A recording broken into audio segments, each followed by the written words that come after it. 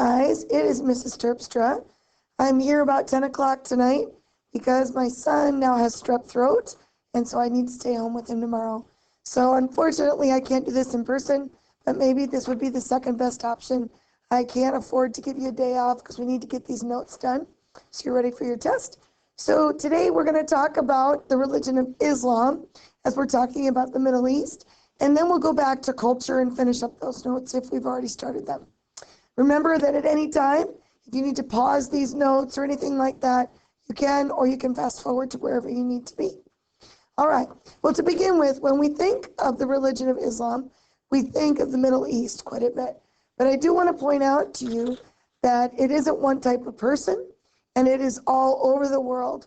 In fact, even in 2010, Miss America was Islamic.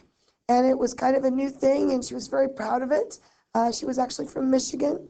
You'll see here there's a child that is praying with his father. It is male, female, child, and you'll find it anywhere. Now let's take a look at some basic facts. Actually, the word Islam means submission to the will of God. And if you think about that, that really means a lot to the people that are Islamic. And remember that anything that you're probably writing down that's in blue letters is probably a question on the test. So I would definitely study those things you're writing in there. The followers of Islam are known as Muslims. Today, this is the second largest religion in the world with over 1.6 billion followers. Does anybody know what number one is? All right, well, the number one answer, we'll see if you were right, was actually Christianity at about 33%. And then I think the Islam religion is like 20-something%. Here you'll see an example of Muslims praying in front of the Taj Mahal in India.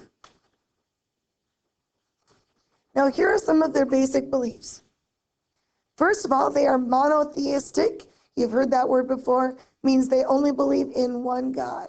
So we do have some similarities there between this religion and Christian, for example. And they believe their word for God is Allah.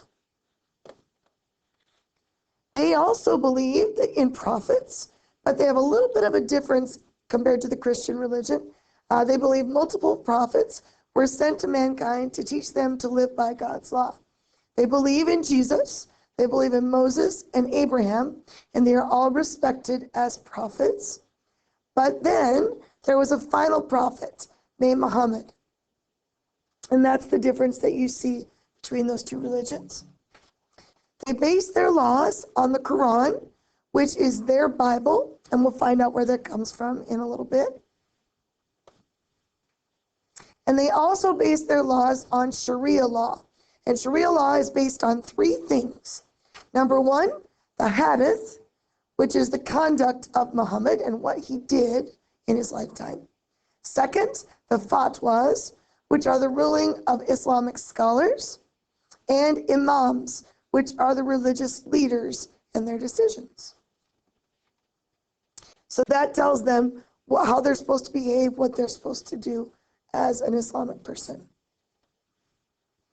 Muhammad, as we said, was the founder of Islam. You'll see what we think was a picture of him. He was born in Mecca in actually Saudi Arabia in 570 AD. So if you'll take a look at your map over on the wall there, you'll see where Saudi Arabia is in red.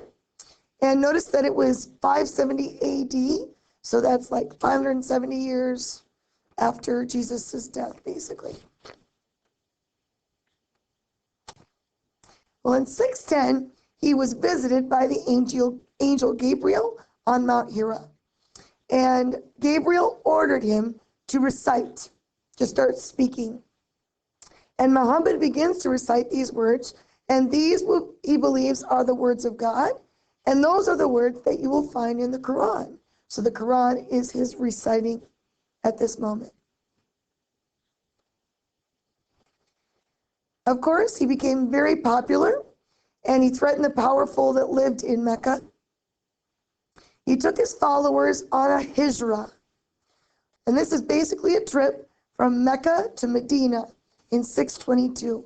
And you'll see where Mecca is down here in the lower corner, all the way up to Medina in Saudi Arabia. And by the way, this date starts the Islamic calendar. That's where this comes from.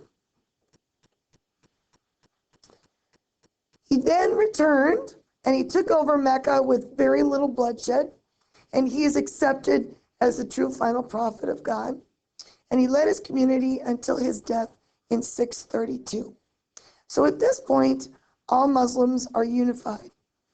But once he dies, things change a little bit.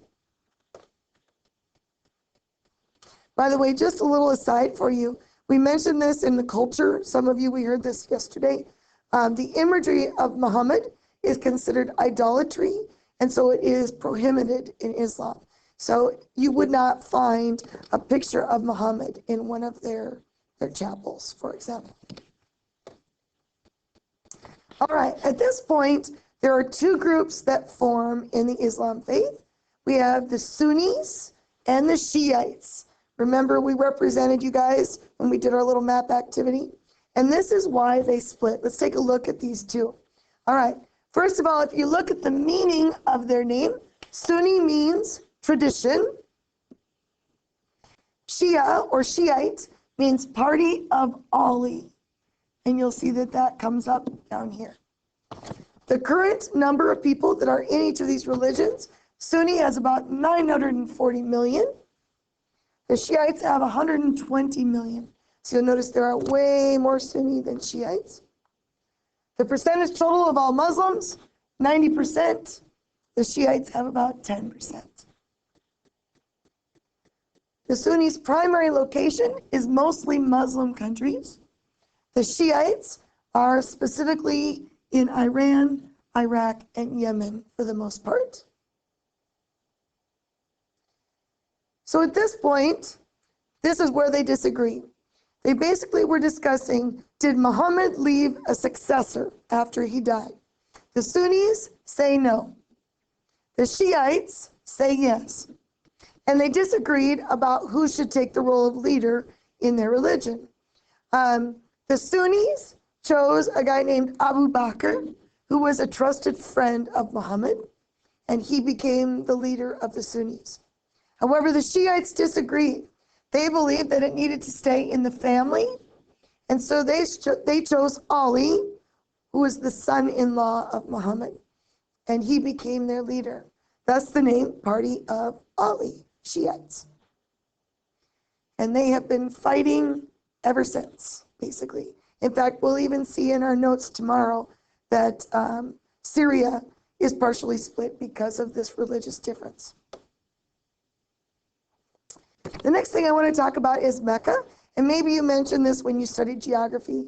But if you'll take a look, remember he traveled to Mecca, right? And you'll see this place just beautiful, and it's full of people. So let's find out what happens here in Mecca. All right, Mecca is the holiest city in Islam, and it is where Muhammad was born and where he got his first revelation of the Quran, and he started to recite. So it's considered a sacred city. And this is a part of being a part of the Muslim religion. They have to take a pilgrimage or a Hajj or trip to Mecca sometime in their life. 15 million visitors visit Mecca annually. And by the way, if you want to go and visit, that is only for Muslims. You are prohibited if you are non-Muslim. Now, some other things I thought were interesting that connected to this. You maybe have noticed that when Islams pray, they face a certain direction, and that is because they believe in the Qibla, which means that they pray towards the city of Mecca. So wherever they're at in the world, they face that city. You'll even note that when they bury people in their culture, they actually turn the body so the heads are facing Mecca, facing toward this beautiful holy city. All right, the last thing I want to talk about are the requirements for Islam. And you need to know each of these on your test. So let's talk about them a little bit. The first one is called the Shahada, or the Creed. And I think of it, it's a nice way to remember there are 5, just like the word Islam, like you see up here above. Okay. All right, so the Shahada, the Creed, they believe this is like where they give their testimony and their declaration of faith. It's like saying the Apostles' Creed if you are in the Methodist Church, for example. I'm sure different churches have different things you say that say you're devoted. The next one is called the Salat, or prayer requirement. And this is that they require praying 5 times a day. And as we mentioned, they face Mecca when they do that. The third column is Psalm, or fasting. A person of the Islamic faith believes that you need to fast during the month of Ramadan. In the month of Ramadan, that is actually the 9th month, I believe. Yes, the 9th month of the Islamic calendar. They agree to give up certain things. During the 29 to 30 days of Ramadan, an adult Muslim must give up, during daylight, food or drink of any sort. So this is just during daylight.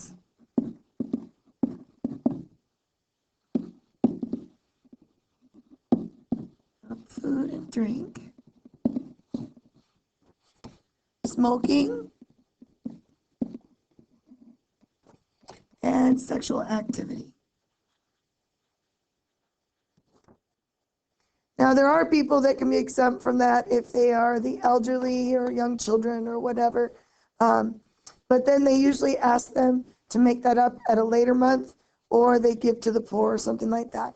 And the reason they do this is, it's about obeying God, but it's also learning self-discipline, to become spiritually stronger, to appreciate God's gifts. When you go without food, all of a sudden you appreciate it a whole lot more, things like that. And giving thanks, of course, for all those things that you have. Okay? So that's Psalm. Then we have the Hajj, or the pilgrimage. We mentioned this already, right? What is the Hajj? You bet. It is traveling to Mecca once in your lifetime. So we've already talked about that one. And then the last one is the zakat, or almsgiving.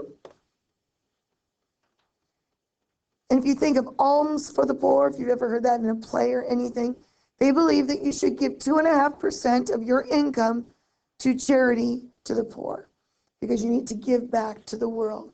So those are the requirements in the Islamic faith. Okay, thank you very much.